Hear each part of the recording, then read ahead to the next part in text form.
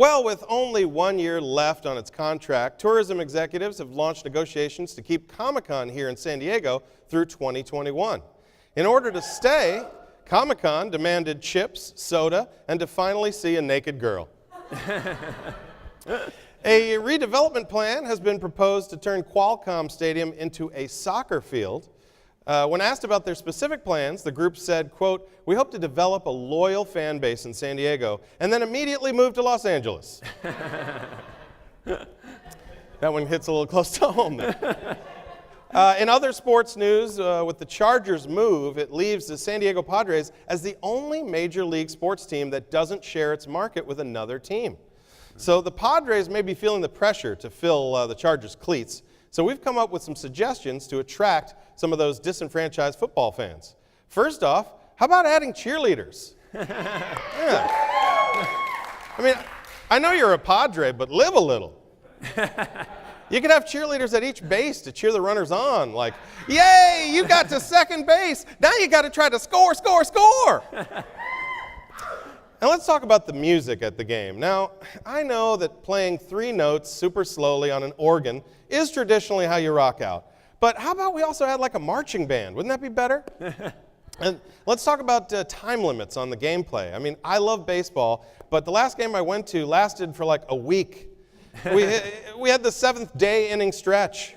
I say we speed the tempo up and maybe add in a little contact. For instance, new rule, when a batter tries to bunt, you're allowed to tackle the crap out of him. Yeah, in addition, when the pitcher is taking too long or someone tries to steal a base or there's a pop fly to the outfield, or basically at any moment, you can just tackle the crap out of them. Yeah, even the fans can get involved. For instance, say you're hungry and the hot dog vendor walks past, he's ignoring you, well then you can just tackle the crap out of them. And also, can we cut the relief pitcher's practice throws when he enters the game? Nobody goes to a baseball game to watch 2 people play catch with each other. I mean, what's with the practice throws on our time? You never see a surgeon walk into the operating room and say, "Well, I'm almost ready, just need a few warm-up cuts first." Nurse, where's that practice patient? And finally, one last thing, just to bring back that real football feeling to San Diego. This year, the Padres games will now feature fights with Raiders fans. Yeah, it'll be America's favorite pastime again. In other sports news, there's a nutty new form of martial arts being taught by Master Wei Yobin, who's considered one of the world's best practitioners of Iron Crotch Kung Fu.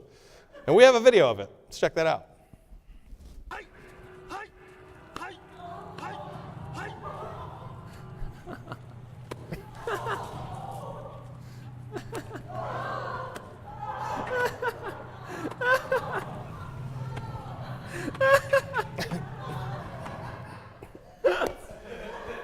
That clip goes on for like an hour. So it's a relatively obscure but totally hilarious form of martial arts in which combatants learn to build strength and endurance by subjecting themselves to strong blows to the groin. Now, Master Wei claims that hitting himself in the privates every day for 10 years has been good for his health, to which I say, no way. He then added, 10 years of groin punching? It's just married life. Am I right, fellas? Hey, this guy knows what I'm talking about. And then he punched that guy in the groin. Now, I really don't see how this martial art would help protect me. Like if a burglar breaks into my house, I could just try to stop him by withstanding repeated kicks to the crotch. I'll just stand in his way and tire him out by letting him rack me over and over again. Then I get on the phone to the cops. Police? Yeah, I have a home invader. No, he's still here in the house. What's he doing? Kicking me in the balls over and over. Yeah, he's kicked me about 100 times so far. Yep, all in the balls. Yeah. No, it's cool. I train with Master Wei. Yeah, he makes us take bricks to the crotch all day, kind of exclusively, so this is really no biggie. Just get here whenever you can. Thanks. Thank you. In science news, astronomers recently discovered 7 Earth-sized planets orbiting a nearby star. Now, the system is just 40 light years away, which doesn't sound far, except that at the top speed we can travel, it would take us millions of years to get there. It's the cosmic equivalent of driving in rush hour traffic from San Diego to LA. Yeah. Doesn't look that far, but at the top speed we can travel, it's going to take us a million effing years. Now, the 7 exoplanets all orbit a dwarf star, which scientists describe as having an orange hue and being extremely dim. The dim orange star, however, describes itself as being a huge, tremendous star that's going to make space great again. And those are headlines!